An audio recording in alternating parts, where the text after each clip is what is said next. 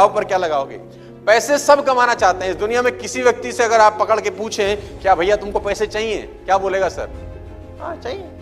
तो हम उससे पूछते हैं दांव पे क्या लगाएगा?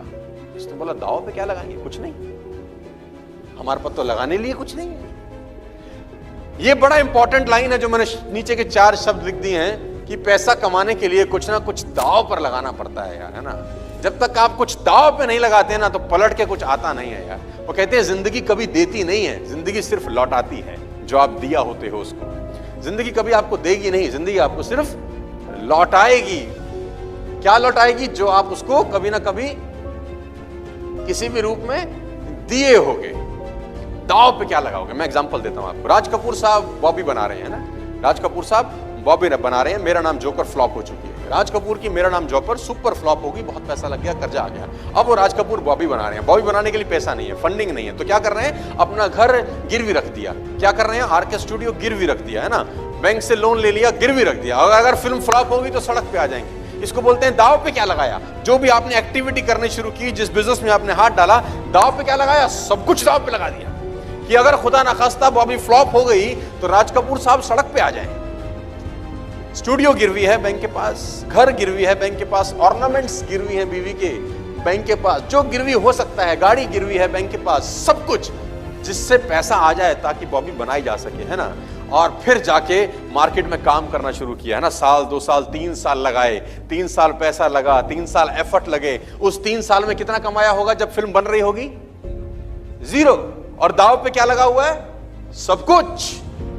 जब ये कॉम्बिनेशन बनता है ना, डेडली कॉम्बिनेशन, जब सब कुछ दांव पे लगे और साल 2 साल 3 साल पैसा ना आए तो डर अंदर बैठा रहे कि अगर फेल हो गया तो बर्बाद हो जाऊंगा, ये कॉम्बिनेशन आपको सफल बनाता है। बस जब ये दिमाग में, खोपड़ी में कॉम्बिनेशन रहता है ना 3-4 चीजों का कि अगर कामयाब नहीं हुआ तो मैं सड़क पे आ सकता हूं, तो वो जब कॉम्बिनेशन होता है ना, वो आदमी से उसका बेस्ट निकालवा के ले आता है फिर बाहर कि यार देख यही आखिरी मौका है, डू और डाई, या तो कर जाओ या मर जाओ। हमारी फिलॉसफी बड़ी सिंपल है, हम दांव पे कुछ नहीं लगाते, बड़ी मुश्किल से हिम्मत करते हैं तो 8000 का एक आईडी लगा लो जी हमारा, क्या फिर हम ट्राई करते हैं सर।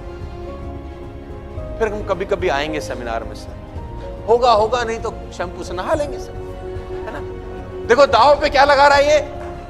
अगर आप इससे पूछो कि तू दांव पे क्या लगाएगा, मुझसे पूछो मर्सिडीज चाहिए, बोलेगा यस सर। BMW, अरे भाई साहब आज दिलाओ। रॉयल्स रॉयस, मर्सिडीज आप ही के ले जाएंगे सर, कुछ ना हुआ तो, है मतलब। और से पूछो कि तू दांव पे क्या लगाएगा ये सब पाने के लिए, लाइफस्टाइल को मेंटेन करने के लिए, जिंदगी में आगे बढ़ने के लिए, तू लगाएगा क्या दांव पे? है नहीं सर, हम पे पैसा नहीं है सर। मैं पैसे की बात ही नहीं कर रहा सर, ये कुछ दांव पे नहीं लगा रहा। और जब तक दांव पे कुछ नहीं लगता, पैसे नहीं आते सर। ये बेसिक डिफरेंस है दोनों में, जिसको मैं बोलता हूं रिच वर्सेस। बात समझ में आ रही है तो बोलिए हाँ। Are you getting my point? Network marketing कैसे होगा मैं आपको धीरे धीरे समझाने की कोशिश करता हूं, और ये बिजनेस में आप पैसे कैसे कमाएंगे ये बताने की कोशिश करता हूं, और आप ग्रो कैसे कर सकते हैं मेरे साथ, मैं आपको ये बताने का प्रयास कर रहा हूं कि दांव पे क्या लगा। मैंने अपना चलता हुआ इंस्टीट्यूट बंद कर दिया जहां से मुझे 1.5 लाख रुपए आता था। 4 महीने मैंने इस बिजनेस को पार्ट टाइम किया, सब जानते हैं। 4 महीने के बाद मैंने अपना चलता हुआ इंस्टीट्यूट को बंद कर दिया। मेरे पिताजी ने बोला ये क्या कर रहा है, अगर कंपनी भाग गई तो? नॉर्मल क्वेश्चन होता है ना सबका, अगर भाग गई तो फिर क्या करेगा? तो मैंने बोला टेबल कुर्सी फिर लगा लेंगे। लेकिन आपको कुछ ना कुछ दांव पे लगाना पड़ता है ना यार। यू हैव टू मतलब टेक सम रिस्क। वो बहुत पुरानी कहानी है, बहुत जबरदस्त कहानी है कि वो 2 राजाओं की में बैर था, बहुत जबरदस्त पुरानी कहानी है, लेकिन है बड़ी मार्मिक, है बड़ी शानदार कि 2 राजाओं में भयंकर बैर था।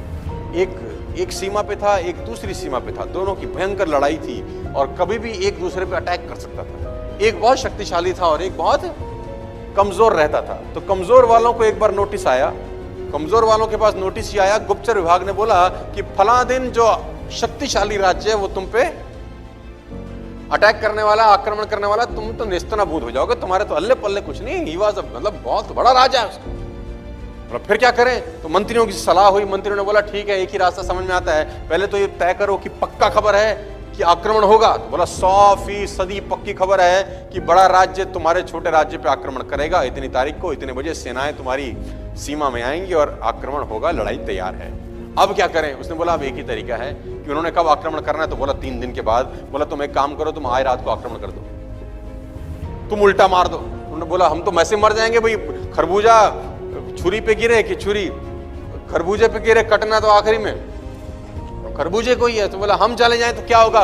उसने बोला होगा कुछ नहीं, एक चांस लेके देखते हैं, क्योंकि उन्होंने अटैक किया तो हम मरे हैं निश्चित है। हो सकता है अगर आज हम अटैक करें आनंद फानन में, हड़बड़ी में, वो प्रिपेयर नहीं होंगे तो शायद हम जीत जाएं। तो उन्होंने बोला चलो ठीक है, मरता क्या ना करता, बेगर्स आर नॉट चूजर्स, है ना, हमारे पास तो अब कोई चॉइस ही नहीं है। तो सेनाएं रात रात में तैयार हुई और जो सेनापति था जिसने ये आइडिया दिया था उसने आगे झंडा उठा के आक्रमण की तैयारी करी और सेना ने कूच करना शुरू किया। तो कहते हैं कि एक सेना और एक राज्य और दो राज्यों के बीच में नदी पड़ती थी जो उन दोनों राज्यों की सीमाओं को बांटती थी। जब वो नदी पार करने के लिए पुल के ऊपर चढ़े और पुल पार करके दूसरे राज्य की सीमा में आ गए तो सेनापति बड़ा होशियार था, उसने जिस पुल से सेनाएं उतरी थी उस पुल में भी आग लगा दी। तो सैनिकों ने बोला महाराज ये क्या कर रहे हो? बोला वापस भी नहीं जा सकते, या तो मार दो या मर जाओ, वापस जाने का रास्ता मैंने तुम्हारे लिए छोड़ा नहीं है।